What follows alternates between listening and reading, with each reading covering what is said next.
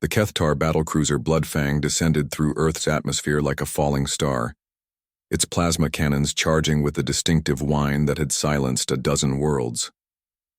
Commander Zixith flexed his forearms, each ending in razor-sharp claws that had personally claimed the lives of 300 lesser species. Today would be glorious. The ship's tactical display showed a primitive blue-green world, its inhabitants barely past the stage of splitting atoms. According to the galactic database, these humans had only recently achieved faster-than-light travel, and hadn't even established colonies beyond their home system. They would make excellent prey for the ritual hunt. "Sir," his Lieutenant Grackmore hissed through serrated teeth, "the prey species has sent several communication attempts. Shall I activate the translation matrix?" "Of course," Zixith rumbled, his predatory excitement building. "I want to hear them beg." The view screen flickered to life, revealing a human female with short brown hair and tired eyes. She wore what appeared to be a military uniform, though it looked disappointingly plain compared to Kethtar battle armor. "This is Admiral Chen of United Earth Defense. Unknown vessel, you are in violation of Earth's orbital space. State your intentions or withdraw immediately." Zixith threw back his massive head and roared with laughter, causing the bridge crew to join in with their own predatory calls. "Foolish prey! I am Commander Zixith of the Kethtar hegemony. We have come to your pathetic world for the great hunt. Your people will provide sport for my warriors, and your flesh will feed our—" "Sorry, did you say you're here to hunt humans?" Admiral Chen interrupted, raising an eyebrow. "Yes, we are the apex predators of the galaxy. We have devoured the Zilani mystics, crushed the warrior poets of Drakmor, and—" "Hold on a second." The Admiral turned away from the screen and called to someone off camera. "Johnson, get me the interspecies classification board on the line. We've got another one." Another human appeared on screen, this one a thin man with glasses. "Commander, is it? I'm Dr. Richard Johnson, xenobiologist. Before we proceed, I need to ask, what exactly do you consider prey?" Zixith's eyes narrowed suspiciously. This wasn't going according to protocol. Usually, prey species would be screaming by now, or at least attempting to flee. We hunt creatures that possess unsport. Intelligence, cunning, the ability to fight back and provide a worthy challenge to our hunting prowess. "Ah." Dr. Johnson consulted a tablet. "And you're looking for something in the predator category, correct? Sharp teeth, claws, natural weapons, that sort of thing? Obviously. What manner of question— Well, that's your problem right there," Admiral Chen interjected, looking almost bored. "Humans aren't predators. We're persistence hunters at best, and even that's being generous. These days we mostly just grow our food in labs or farms."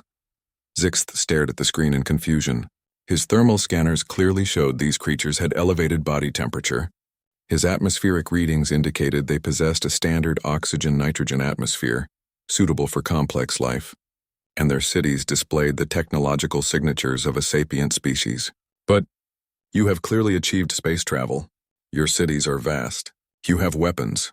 "Oh sure," the Admiral nodded. "We've got plenty of weapons. But we're not really built for hunting or fighting. Look at us." She gestured to herself. "No claws, tiny teeth, pretty slow, terrible night vision, weak bite force. We're basically just smart apes who got really good at throwing rocks and making tools." "But you must have some natural predatory instincts," Grackmore interjected from behind Zixith, clearly as confused as his commander. Dr. Johnson shrugged. "Not really. We're actually quite social. Most of our evolutionary success came from cooperation, not competition. We work better in groups, share resources, take care of our elderly and disabled. Pretty much the opposite of apex predators." Zixith felt his world tilting off its axis. This couldn't be right. "But your species has conquered your entire planet." "Conquered is a strong word," Admiral Chen replied. "We just kind of spread out everywhere because we're good at adapting. We can eat almost anything, survive in most climates, and we breed reasonably fast. Plus, we figured out agriculture and medicine pretty early, so we didn't have to worry about being eaten by actual predators." "Actual predators?" Zixith's voice cracked slightly. "Oh yeah, Earth had some real monsters," Dr. Johnson said enthusiastically. "Saber-toothed cats, cave bears, giant crocodiles. Most of them are extinct now, though. We accidentally killed them off by being too successful at the whole civilization thing." The Kethtar commander stood frozen. In all his years of hunting, he had never encountered anything like this. Every species the hegemony had faced fell into clear categories: predators, worthy prey, delicious but boring, or scavengers, beneath notice. These humans defied classification. "Look," Admiral Chen said kindly, "I appreciate you traveling all this way, and I'm sure you're very good at whatever it is you do. But humans really aren't what you're looking for. We're not going to give you a good hunt. We'll either hide in our cities and use technology to fight you off, or we'll just leave the planet entirely. Neither of those makes for exciting predator sport." "But we have traversed 17 parsecs," Zixith protested weakly. Dr. Johnson brightened. "Oh, if you're looking for real predators, you should try Kepler 438b. The razor-wing mantids there are absolutely terrifying. 8 feet tall, compound eyes, mandibles that can cut through titanium. They hunt in packs and they're smart enough to use basic tools. Now that would be a proper challenge." Admiral Chen nodded agreement. "Much better sport than humans. Trust me, we're really quite boring from a predator perspective. We spend most of our time sitting around eating processed food and arguing with each other on the internet."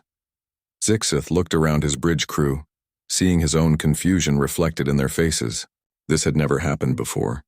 Usually, when the Kethtar announced their intention to hunt a species, that species either fought them or fled. They didn't offer helpful suggestions about better prey locations. Zixith struggled for words. "The great hunt must proceed. It is our way." "Of course," Admiral Chen said reasonably. "And we respect that. It's just that you'll have better luck elsewhere. Humans really aren't built for being hunted. We're more of a talk-our-way-out-of-problems species."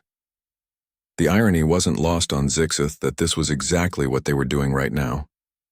After several more minutes of increasingly awkward conversation, during which Dr. Johnson provided detailed coordinates for 3 different worlds populated by proper apex predators, Zixith found himself giving the order to withdraw.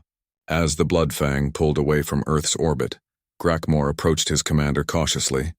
"Sir, what do we tell the Hegemony Council?" Zixith stared at the blue world shrinking in the view screen. "We tell them the truth, Lieutenant. We came for a hunt and found something far more dangerous than any predator." "What's that, sir?" "A species that wins by being reasonable." The Kethtar battlecruiser jumped to hyperspace, leaving Earth's orbital space as peaceful as they had found it. In the records of the hegemony, Earth was marked with a designation that had never been used before: too weird to hunt. Admiral Chen watched the alien ship disappear, then turned to Dr. Johnson.